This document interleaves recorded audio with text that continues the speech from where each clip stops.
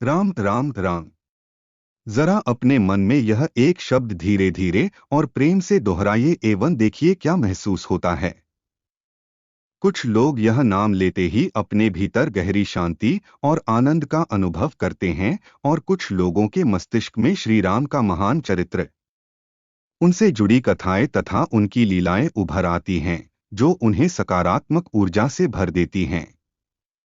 यही है राम नाम की महिमा। दो अक्षरों के इस छोटे से नाम में क्या जादू है, यह किसी राम भक्त से पूछकर देखिए। कोई कहेगा इस नाम को जपने से उसके बिगड़े काम संवर जाते हैं। कोई बताएगा कि इस एक नाम के सहारे वह अपने जीवन की मुश्किल से मुश्किल परिस्थितियों में भी कर्तव्य मार्ग से नहीं भटका। कोई कहेगा राम नाम जपने से वह अपने उलझन भरे विचारों से बाहर निकलकर निर्विचार अवस्था तक जा पहुंचा। किसी को इस एक नाम ने दुख में भी धीरज और ईश्वर पर विश्वास रखना सिखाया, तो कोई इसे जपने से आत्म साक्षात्कार तक पहुंचा। मानव शरीर दशरथ है, अर्थात 10 इंद्रिया रूपी अश्वों का रथ। इस रथ के 10 अश्व हैं, 2 कान, 2 आंखें, 1 नाक, 1 जुबान, 1 संपूर्ण त्वचा, 1 मन, 1 बुद्धि और 1 प्राण। इस दशरथ का सारथी है राम। राम इंद्रियों का सूरज है, उसी के तेज से शरीर और उसकी इंद्रियां चल रही हैं।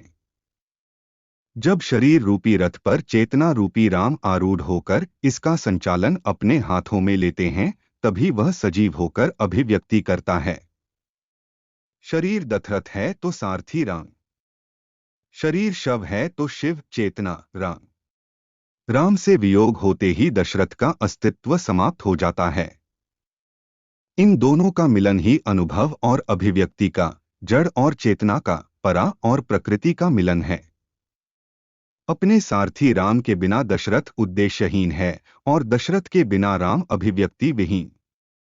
इन दोनों के योग से ही संसार की लीला चल रही है, रामलीला चल रही है। दशरथ वाहन है तो उसका संचालक है राम, दशरथ यंत्र है तो उसका नियंत्रक है राम। आंखें देखती हैं मगर दृष्टि है राम, कान सुनते हैं मगर श्रोता है राम, नाक सूंघती है मगर गंध को जानने वाला है राम, त्वचा स्पर्श पाती है मगर स्पर्श को जानने वाला है राम, जुबान स्वाद ले पाती है मगर स्वाद को जानने वाला है राम।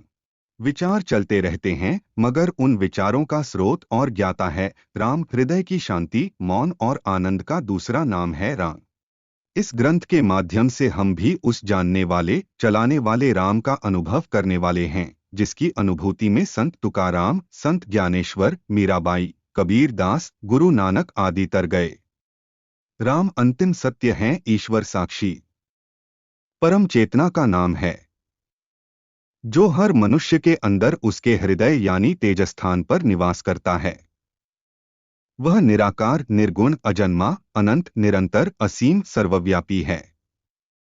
हालांकि राम का अनुभव हम सबने किया होता है, लेकिन उस अनुभव को कितने लोग पहचान कर वहां स्थित हो पाते हैं।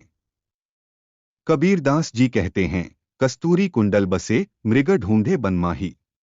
ऐसे घट घट राम हैं, दुनिया देखे नाही। इस दोहे का अर्थ है, अपनी ही कस्तूरी की महक से बौराया हिरन उस कस्तूरी को वन वन खोजता फिरता है, क्योंकि वह इस बात से अनजान है कि कस्तूरी उसकी अपनी ही नाभि में छिपी है।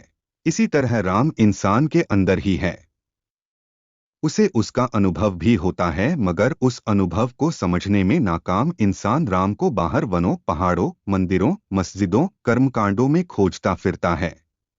रामायण एक ऐसा महाग्रंथ है जिसमें दर्श, प्रसंग, पात्र और उनके प्रतिसाद सदियों से लोगों का मार्गदर्शन करते आ रहे हैं। यह गाथा बचपन से ही नानी दादी की सुनाई कहानियों द्वारा, किताबों, कॉमिक्स द्वारा, टीवी सीरियलों, नाटकों, फिल्मों द्वारा, जगह जगह पर खेली जाने वाली रामलीला के मंचन द्वारा जन जन के दिल और दिमाग पर अंकित हो चुकी है।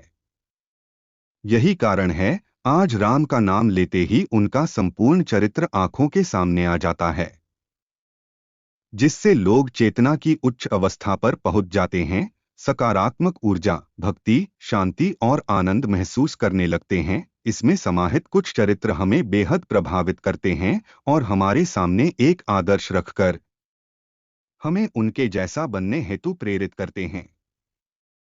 जैसे हनुमान का श्रेष्ठ भक्त चरित्र, भरत और लक्ष्मण का आदर्श भाई का चरित्र, सीता का आदर्श पत्नी का चरित्र आदि।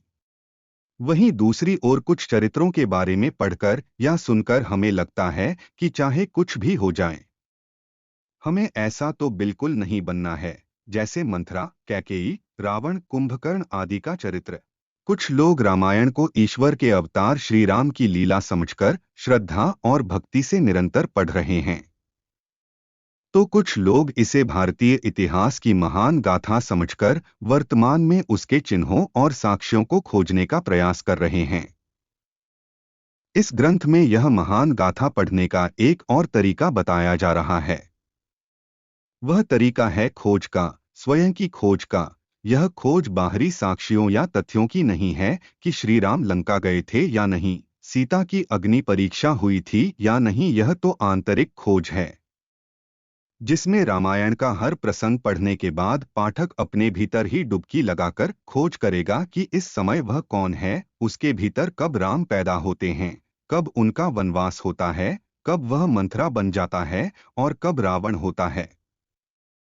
इस खोज के बाद पाठक को अपने बारे में ऐसी आश्चर्यजनक जानकारियां मिलेंगी कि वह स्वयं हैरान रह जाएगा।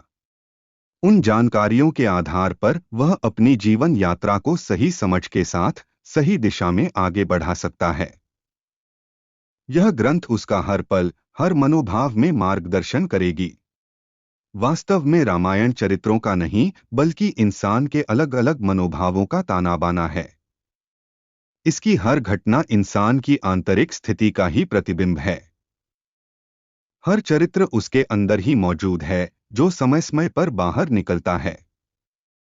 उदाहरण के तौर पर जब एक इंसान किसी दूसरे इंसान के विरुद्ध किसी के कान भरता है, तब वह मंथरा बन जाता है। यदि कोई इंसान किसी बाहर वाले की बातों में आकर अपने शुभचिंतकों पर ही संदेह करने लगे, तो उस वक्त वह कैकेयी है। जब एक इंसान वासना और क्रोध जैसे विकारों के वशीभूत होकर अपनी मर्यादा लांघ जाए, तो उस वक्त वह रावण है। जब इंसान की निष्ठा सत्य के पक्ष में इतनी गहरी हो जाए कि वह अपने प्रियजनों द्वारा किए जा रहे गलत कार्यों में अपना सहयोग या मूक स्वीकृति देना बंद कर दे और पूरे साहस के साथ उनका विरोध करने हेतु खड़ा हो जाए, तो समझिए कि उसके भीतर विभीषण का अवतरण हुआ है। जब ईश्वर किसी शरीर के माध्यम से अपना अनुभव कर अपने गुणों को अभिव्यक्त करना चाहता है, तो उसके जीवन में ऐसी अनेक घटनाएं घटती हैं जो उसमें सत्य की प्यास जगाती हैं। तब उसके हृदय से सत्य प्राप्ति के लिए सच्ची प्रार्थना उठती है।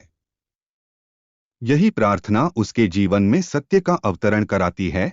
इसके विपरीत जब इंसान के अंदर रावण रूपी व्यक्ति अहंकार हावी हो जाता है, तब उसके जीवन से सत्य अनुभव यानी राम चला जाता है। तब उसकी हालत वैसी ही हो जाती है जैसे श्री राम के जाने के बाद अयोध्या की हुई थी, दुखी, उदास, सूनी सूनी, उत्सव विहीन। क्योंकि सारी नकारात्मकता, दुख, चिंता, डर, संशय, निराशा आदि अहंकार की ही पूंछ है, जो इसके पीछे पीछे बंधी चली आती हैं। राम राम के जाते ही स्वयं को दूसरों से श्रेष्ठ और अलग मानने वाला मैं आ जाता है, जो इंसानी जीवन को सूनी अयोध्या बना देता है। जब इंसान को अपने जीवन में राम का महत्व पता चलता है और उसकी कमी महसूस होती है, तब उसके जीवन में राम की वापसी के लिए प्रयास शुरू होते हैं। वह गुरु के मार्गदर्शन से अपने भीतर सत्य की ताकत को बढ़ाता है और रावण, विकार और अहंकार से युद्ध कर उसे परास्त कर देता है। जैसे ही इंसान के जीवन में राम, अंतिम सत्य, वापस आते हैं, अयोध्या में दिवाली होती है। दिवाली यानी उत्सव, उल्लास, उत्साह, प्रेम, आनंद, मौन।